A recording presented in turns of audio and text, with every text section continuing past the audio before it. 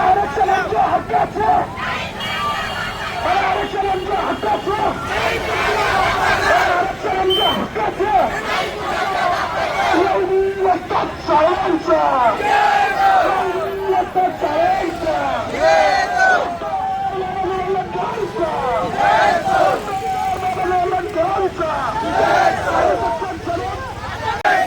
छत्रपती शिवाजी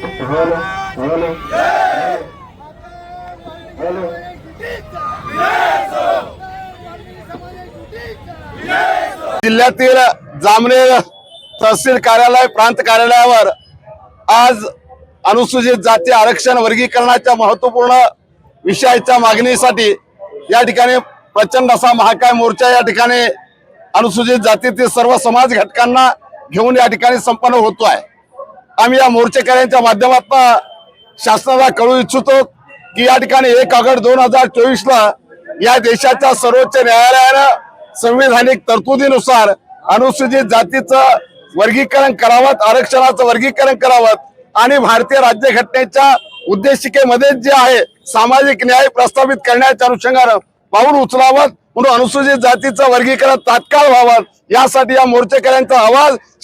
प्रांत अधिकाऱ्यांच्या माध्यमातून शासनाला पोहोचण्यासाठी आम्ही या मोर्चाच्या माध्यमातून या ठिकाणी धडकलेलो आहे। आपल्या माध्यमातून आम्ही विनंती करतोय शासनाला, आता वाट जास्तीची पाहायला लावू नका, लवकरात लवकर तात्काळ आरक्षण वर्गीकरणाची अंमलबजावणी करा, अन्यथा या समाजाचा गेली अनेक वर्षापासून जो उद्रेक आहे